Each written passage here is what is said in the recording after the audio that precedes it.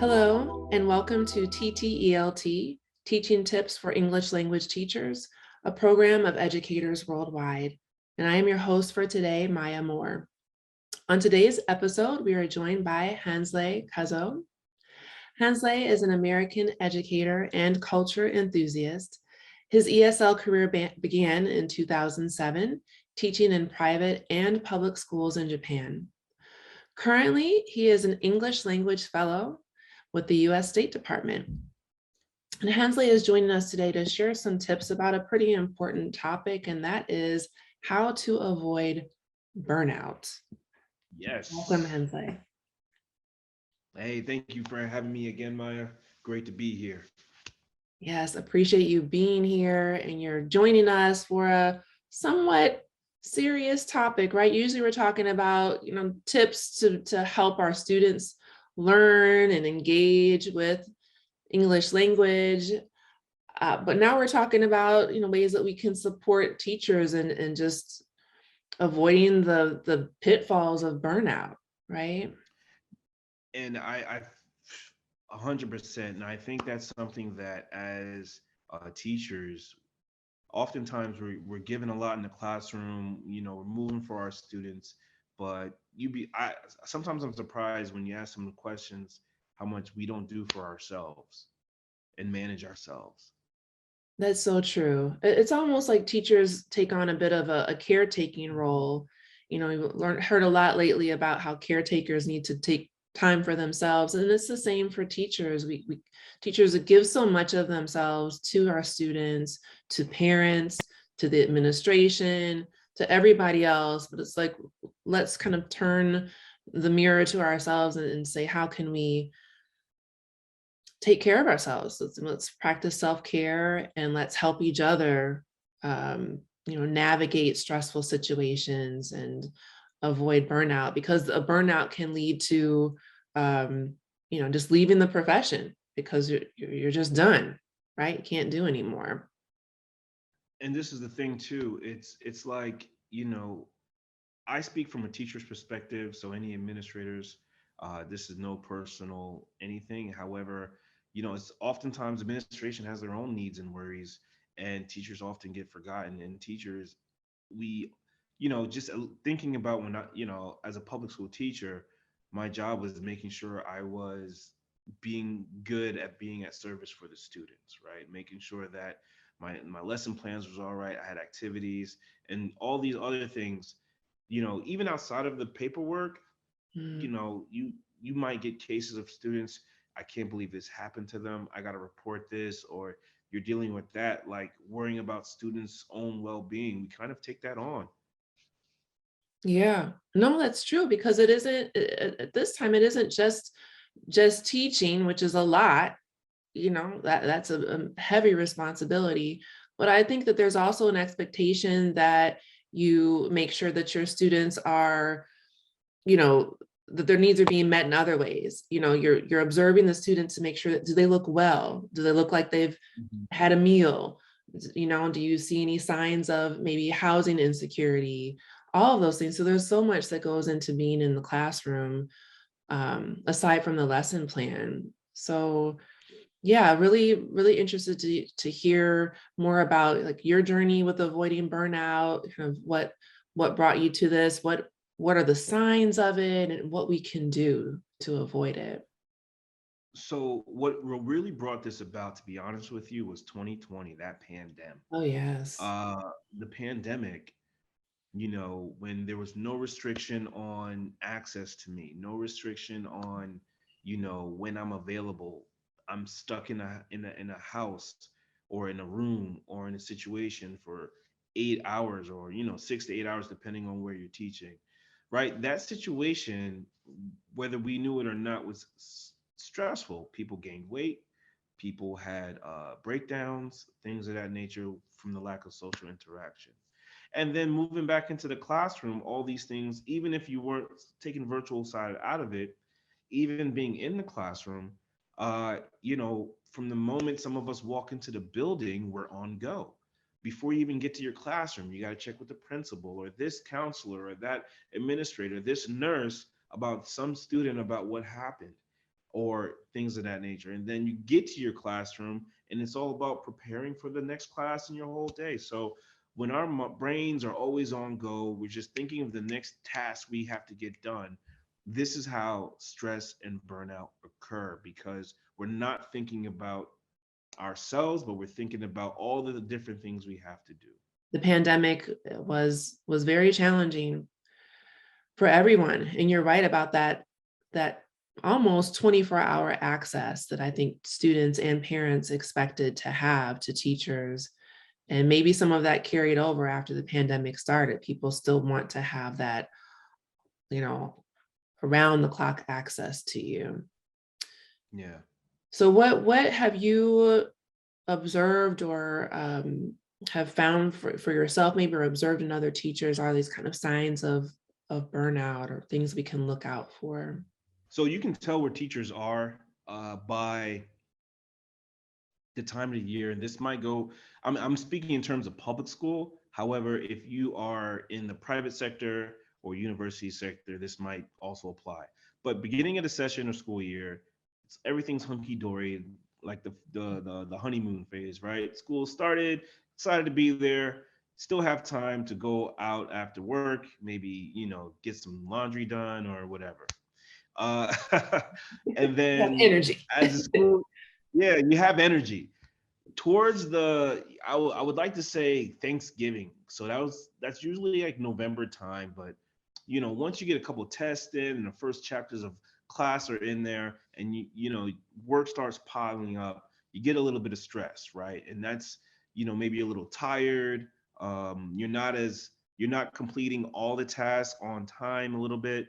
Might be a little behind on some things, but it's not so bad. You're still managing, right? So then towards usually right before the big break, if you are in public school, which is Christmas, it's like you're stressed out. You're like waiting for everything to finish all these tests, maybe midterms if you take them. Even if you are in the midpoint of your semester in the university, it can feel like the same thing. So as stress builds, you're stressed. If this is where you should really start paying attention. If you're missing duties like administrative duties, or if you're not completing tasks efficiently, you find yourself not caring about certain things. Maybe you're a little agitated. And here's Mhm. the biggest one: if you start bringing some of these feelings home, right? Maybe your significant other, you start being a little bit more testy with them, or if you have children, with your children, and that's a sign that, okay, maybe you're a little stressed out, right? And burnout, there's a difference between burnout and stress.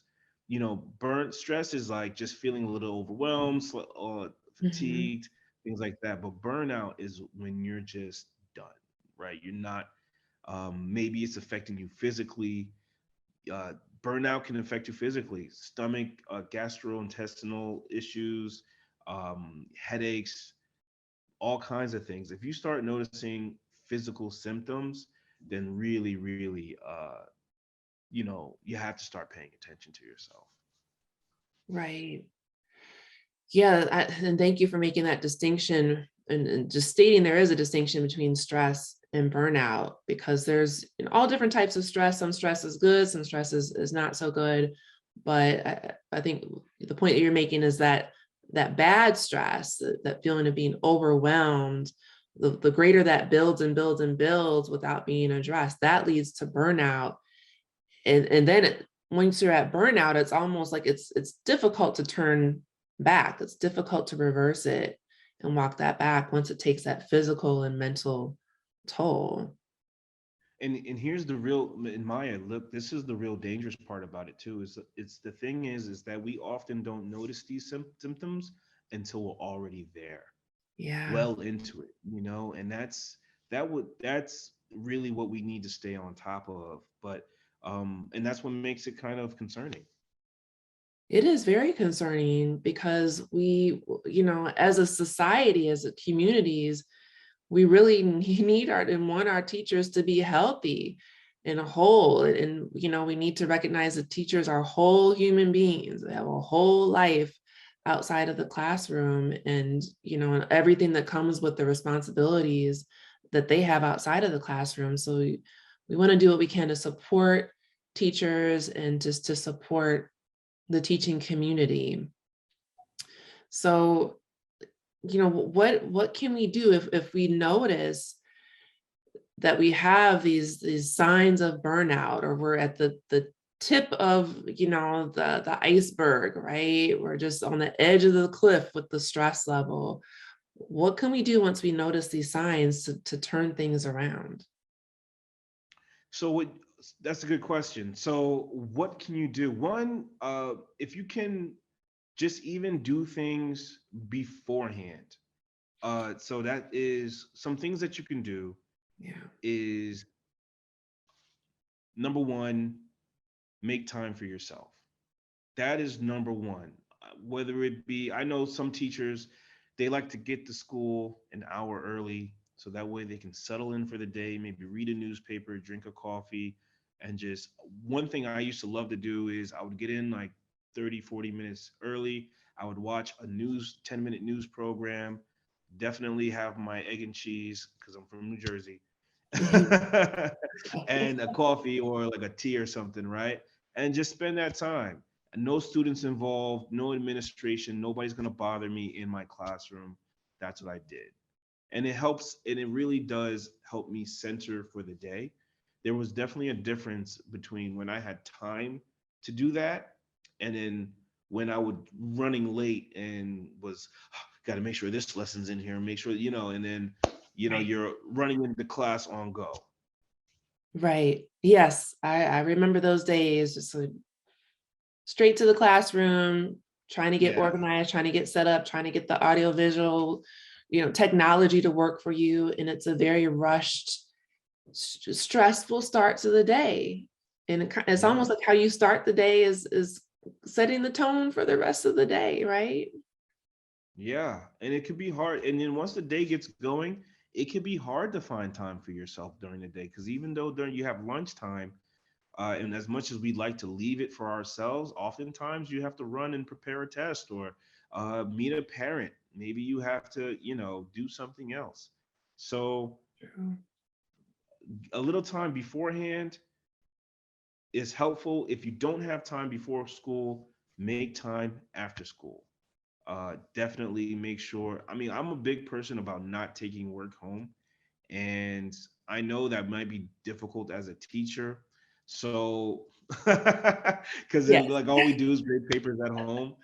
But yeah, if I didn't, I really had the mentality of if I didn't get it done at school. So I would stay, I will caveat this and say I would stay late at school to finish whatever work I needed to get done. Okay. Thank you So for yeah, clarifying, yeah, yeah, because we're yeah. all So like I wondering, how, would. how do you do that? How do you not So take work home? right. If school ended at 4 p.m., I would definitely walk out of the building at 6, maybe 6, sometimes 6:30, right? I would definitely give myself a cutoff time to leave. But yeah, I would stay at school late. But the cool thing was I got to go home, play my video games, not even care about nothing because I did it and I'm done. Okay. So that's important. Make Yeah. time for yourself before classes start, before school, or afterwards. Most Yeah. important thing is create that time for yourself and do something that you enjoy. Yeah. Okay. And here's the other thing too. I'm gonna add one more. If Yeah. you can't do that before or after, maybe you have family obligations or something like that, give yourself a day.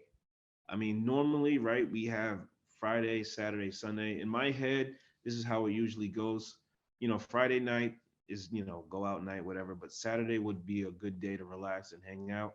And then Sunday, usually you're thinking about the following week for teaching. Right. General conception, maybe it's not your mental idea. However, this is how it formulated for myself. Um, that being said, Saturday was my day for me, right? And if I needed that time to relax, I'd take it on Saturday for sure. Okay. I like that. So to wrap up for our listeners, we're really talking about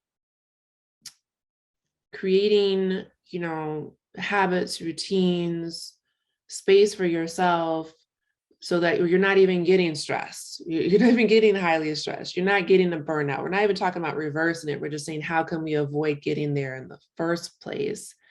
And Hansley's first tip is, make some time for yourself in the morning. Maybe come into school half an hour, 40 minutes early, read the newspaper, look at your social media feed, Insta, TikTok, whatever, tickles your fancy, whatever you get into, do that before classes start and ease into your day. If you don't have that time, consider maybe staying a little bit late. I like this extra little tip that you snuck in here. Consider a whole twist on things and stay a little bit late at school, finish your work at school, go home, no work to do at home. You get to go home, enjoy your life, your friends, your family, whatever you want to do, but you're free and you have some time at home just to play video games, watch your favorite TV shows, whatever. I like Yeah. that. I think that's a great tip to try. Why not try it for a week? See how what that makes happens. you feel. See what happens. Yeah. And then our last tip is to take a day. So Hansley is saying, find a day in the week, whether it's Saturday or Sunday. You're right. Usually Sunday is that lesson prepping time, but maybe Saturday is your day. If you can't do that, maybe even half a day, right, Hansley? Maybe half a day. Half a day, as long as you find the time for yourself. And I'm going to add one more thing. Okay. Make sure you turn off your notifications from your school. I mean, it's a common thing, right? I don't know why administrators think it's a great idea to email me on Saturday night. But Not you at know, but we can't help but like kind of look at it anyways. right. No, when you're clocked out, you're clocked out. Remember that. Love it. I hope you all heard that. When you're done for the day. Turn off the notifications for your Gmail, whatever email you're getting from the school, turn that off once you're done for the day and definitely done for the week. So we'll make that our final tip. That's one that I love. I live by that. So thank you for adding that in there, Hansley. And thank you again for joining us, for being a friend of the TTELT podcast. Always a pleasure. Always a pleasure. Appreciate it. And thank you to our listeners for joining another episode of TTELT, brought to you by educators worldwide. You can follow, like, or subscribe, and really all three of them, and subscribe to TTELT on any social media platforms that you follow. And we hope that you'll try these tips this week. There's nothing really to lose here in making time for yourself and just really creating a routine or a habit of self-care. And so when you do try these tips, we'd love to hear about how they change your life, hopefully, how they change things for you. So please share those with us. You can leave us a comment or a voice message on social media or at ttelt.org. You can also follow Hansley Cazeau at ESL_Hans. That's ESL_HANS. Thank you so much for listening, everyone.